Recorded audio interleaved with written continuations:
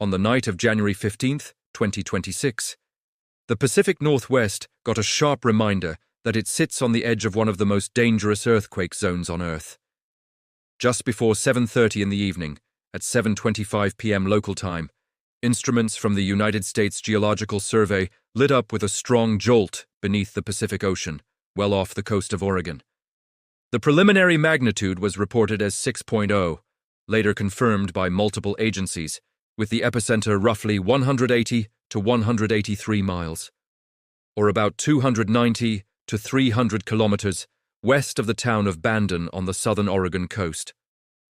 The quake struck at a shallow depth of about 6 to 7 miles, around 10 to 11 kilometers beneath the seafloor, which is shallow enough to be considered a strong crustal event rather than a deep, distant tremor. For people on land, the shaking felt strange. Reports sent to the USGS "Did you feel it?" system described a rolling, wave-like motion that lasted several seconds, with windows rattling, hanging lights swaying, and some residents walking unsteadily as the ground gently lurched beneath them.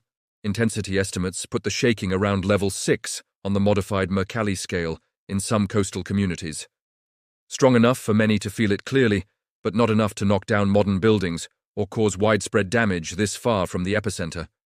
In Portland, Eugene, and other inland cities, people posted online that they noticed a subtle wobble, the sensation of driving over a series of long speed bumps, even though they were sitting still. Less than 10 seconds of motion, and it was over. But out at sea, where the earthquake actually happened, the story was far more dramatic. According to detailed reports from the USGS, GFZ in Germany, and other seismic networks, this 6.0 shock was centered along an undersea structure called the Blanco Fracture Zone, a highly active transform fault zone that lies between the Cascadia Subduction Zone and the mid-ocean spreading center further offshore. The Blanco Fracture Zone is one of the most seismically active areas of the entire U.S. Pacific margin, regularly generating hundreds of small earthquakes each year and occasionally producing moderate events like this one. It stretches roughly 200 miles or more than 300 kilometers across the ocean floor, and the constant shearing between sections of the oceanic plate makes it an almost permanent source of seismic noise. For seismologists, this zone is both a natural laboratory and a reminder that the crust off Oregon is crisscrossed with more than just the famous Cascadia Subduction Zone. One of the very first questions coastal residents always ask after an offshore earthquake is simple: is there a tsunami coming?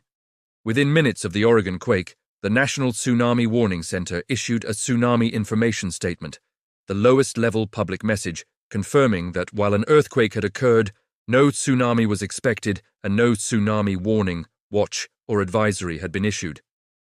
The Oregon Department of Emergency Management amplified that message on its own channels, telling residents that based on preliminary parameters, magnitude 6.0, depth around 7 miles, and location on the Blanco Fracture Zone, this event did not significantly displace the seafloor in a way that would generate dangerous waves.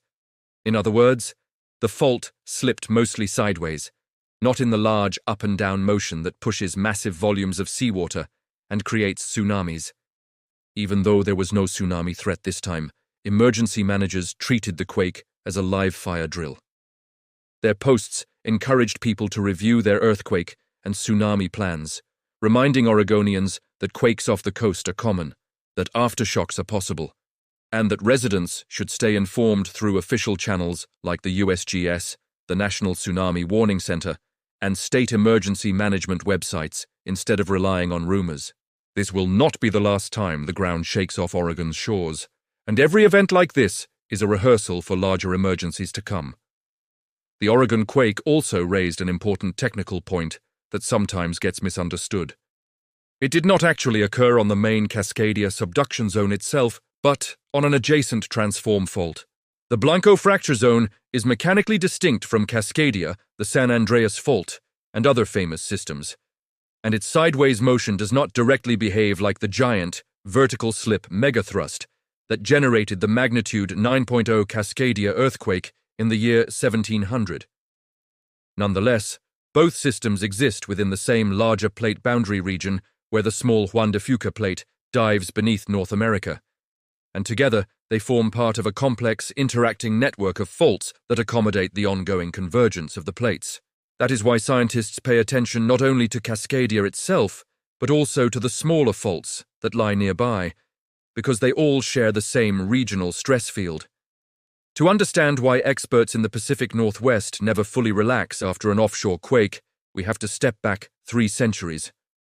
On January 26, 1700, a massive earthquake ruptured the Cascadia Subduction Zone from northern California to Vancouver Island, shifting the seafloor and coastline by meters and sending a tsunami across the Pacific. Japanese records from that night describe flooding from an orphan tsunami that arrived with no local shaking, confusing observers until modern seismologists connected those accounts to drowned coastal forests and geological evidence in North America. Modern reconstructions put the size of that 1700 event at about magnitude 9.0, making it one of the largest earthquakes on Earth in the past 1,000 years. Since then, the plate boundary beneath the Pacific Northwest has been relatively quiet. But GPS and other geodetic tools show that the Juan de Fuca plate continues to slide slowly beneath North America, locking and loading the fault with stress. Over the past 10,000 years, scientists have identified at least 43 Cascadia earthquakes, some full-margin events like 1700, others partial ruptures affecting only segments of the fault. Based on that history, they estimate that the Pacific Northwest faces about a 37% chance of experiencing a magnitude 7.1 or greater earthquake on Cascadia within the next 50 years. In that context, the January 15 magnitude 6.0 offshore looks small, but it is part of the same tectonic story. It is another tremor in a region where the plates are always moving, even when the surface feels calm. And for communities along the coast, it is a reminder that they live with 2 distinct hazards: frequent moderate quakes on transform faults like Blanco, and the low-frequency but extremely high-impact threat of a full Cascadia megathrust event. For now, authorities are clear. This particular quake did not increase tsunami risk, and there is no immediate evidence that it has triggered a larger Cascadia event.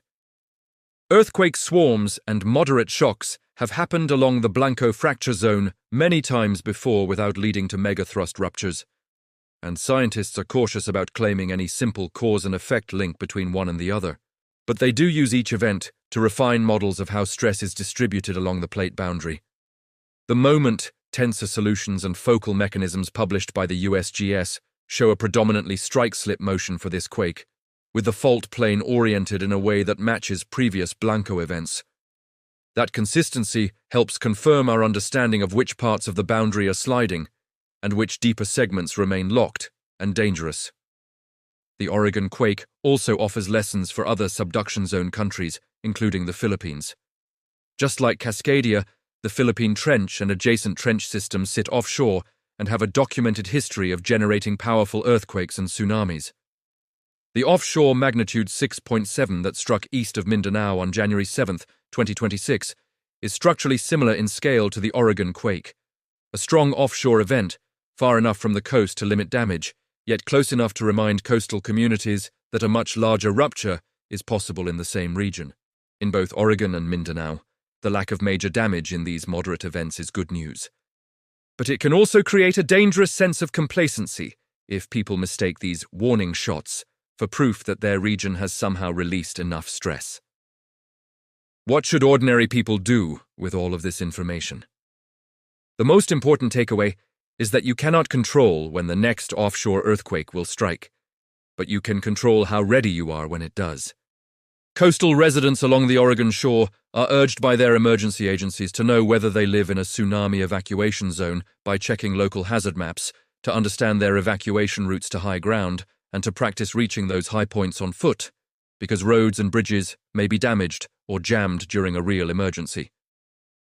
People across the Pacific Northwest are reminded to have earthquake kits with water, food, lights, radios, and medicine, and to secure heavy furniture and objects in their homes so they do not become projectiles during shaking. The same advice applies across the Pacific in countries like the Philippines, Japan, Chile, and Indonesia, all of which also sit on subduction zones.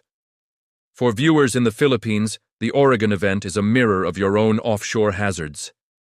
Just as Oregonians watch Cascadia and the Blanco Fracture Zone, Filipinos watch the Philippine Trench, the Manila Trench, and other offshore faults, knowing that a magnitude 9.0 trench rupture could send waves surging into eastern Mindanao, Samar, and Luzon within minutes. In both places, the key is the same. Do not wait for a perfect prediction.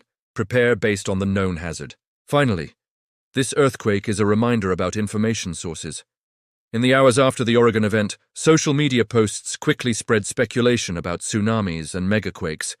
But the official messages from the National Tsunami Warning Center, the Oregon Department of Emergency Management, USGS, and regional media all said the same thing.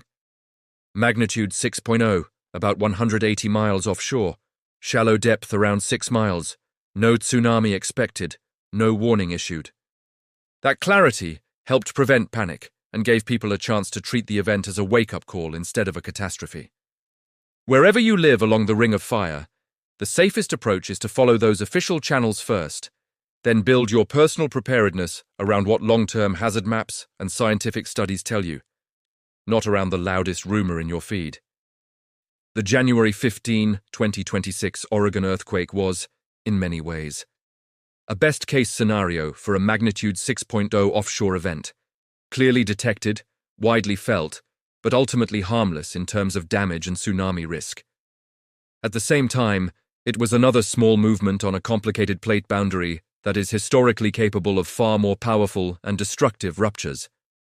Each such quake should push us a little closer to being truly ready, whether that means securing a bookshelf, mapping a tsunami route, or finally assembling that emergency kit.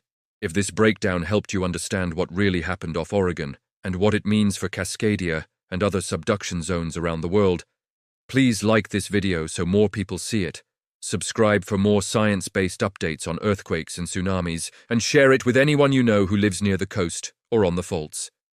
The ground will move again. The question is not if, but when, and whether we will be ready when it does.